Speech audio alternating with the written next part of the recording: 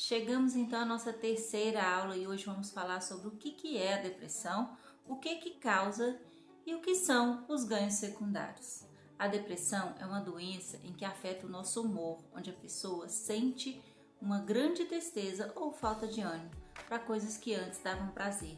Essa doença deve ser diagnosticada por um médico responsável e por isso, se você achar que tem depressão, a primeira coisa a ser feita é ir ao médico.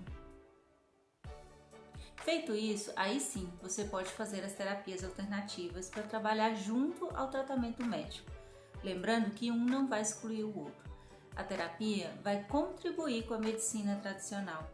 E os principais sintomas são tristeza constante e apatia, dormir demais ou de menos, falta de ânimo para atividades antes prazerosas, pensamentos negativos, chegando ao ponto de pensar em morte, ou seja, pensamentos suicidas, dificuldade de pensar, se concentrar ou tomar decisões, confusão de pensamentos, choro fácil e constante, dor ou angústia no peito. Mas atenção! Algo importante a se dizer é que todo mundo tem momentos de tristeza. Um dia ou outro, o ser humano, por nada, pode simplesmente não estar bem e se sentir triste. E claro, algum acontecimento, como traumas, a perda de um ente querido ou algo assim pode ocasionar essa tristeza.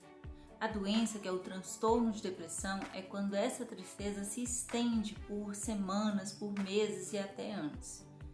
Mas o que causa a depressão? A depressão pode ser influenciada por três grandes segmentações: o ambiente onde você vive, como vive e aí entra também um pouquinho a genética. A era cada vez mais digital, mais conectada, mais agitada, mais pública, aí eu acredito que o fato de estarmos todos sermos seres virtuais e pessoais, né? Esse jogo do mundo online, do mundo real, principalmente os mais jovens, que são os mais conectados, né? Se o meu amigo, por exemplo, posta um lindo café da manhã, no almoço ele está no restaurante com os amigos e à tarde posta num passeio, numa sorveteria, o que eu vou pensar? Nossa, mas que vida legal, olha só, esse cara tá curtindo a vida. E aí, então, me parece que a vida dele é incrível, o que não é verdade. Essa vida que ele mostra é só a vida virtual, não sabemos o que se passa ali realmente. E aí eu ainda começo uma coisa que é comparar a minha vida à do outro, a minha história com a do outro, e logo julgo inferior. Isso sempre teve essa comparação, só que agora está sendo mais nítido, mais fácil com relação a esse mundo aí virtual, né? E claro, tem um aspecto pessoal. Basicamente, a depressão é o resultado de um sentimento em que eu particularmente não soube lidar, uma tristeza que teve uma causa inicial, e daí vão acontecendo outros fatores em que a minha mente vai confirmando para mim mesmo que realmente eu não soube lidar com aquilo, e assim eu sofro. E o ciclo continua, porque eu vou me envolver em mais situações parecidas, porque a nossa mente quer confirmar aquilo que ela mesma acredita. E a vida tem dessas coisas, como na escola. Se a turma não aprende a lição, a professora vai passar mais e mais lições parecidas, até que você aprenda e passa para outro assunto. Ou seja, quando não lidamos, não superamos algo, vamos reviver isso em inúmeras situações. São o que chamamos de padrões de repetições, onde parece que revivemos sempre a mesma história. Sempre somos abandonados, ou traídos, ou humilhados e por aí vai.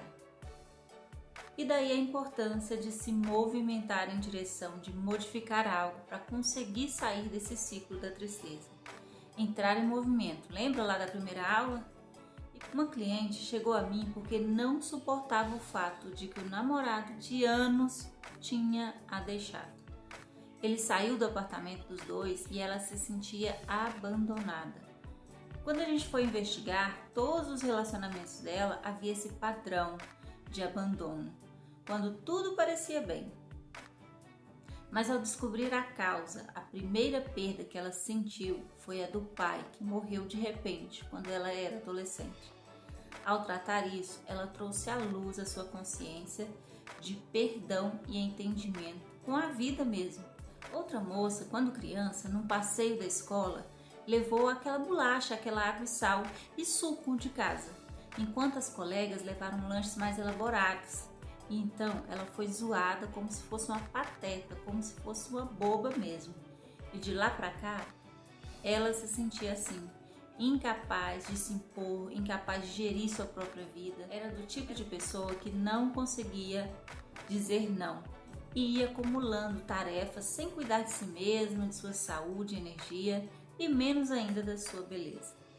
Ou seja, existe um acontecimento inicial que depois vai sendo reafirmado por outras situações e isso é muito pessoal. Mas algumas vezes, por mais que você diz que quer se livrar da depressão, lá no interior, no inconsciente, não é um desejo real. Porque existem os ganhos secundários. Então vamos entender o que são esses ganhos secundários. São o que você ganha estando assim.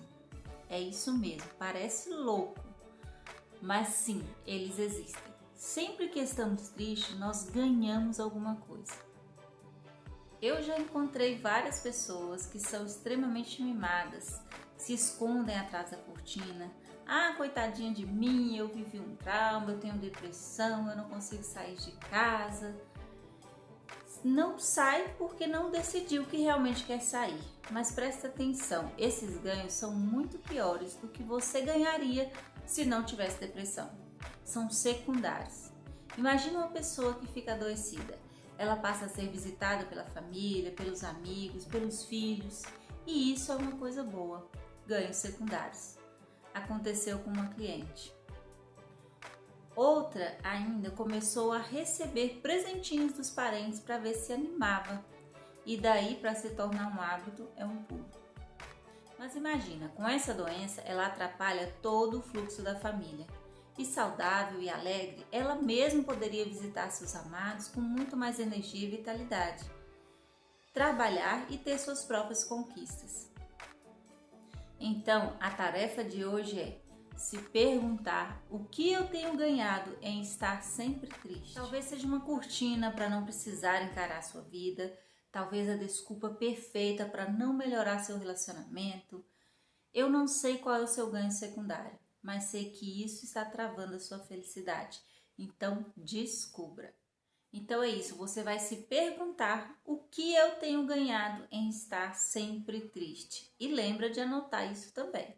A segunda tarefa é registrar 3 momentos de superação. Lembre-se de 3 momentos que você passou por dificuldade, pode ser de qualquer natureza, e foque em como você foi capaz de superar tudo isso. E a terceira tarefa de hoje é me seguir nas redes sociais, para me ajudar a levar essa mensagem a mais pessoas que precisam dela. Então no Facebook você vai procurar por Daiane Marins Terapia Emocional. Já no Instagram, você vai procurar por @terapiaemocional.daianemarins. No YouTube, procure Daiane Marins Terapia Emocional. E aí você já aproveita para me seguir, para comentar, para compartilhar com mais pessoas. Então é isso, fica um beijo no seu coração e até a próxima aula.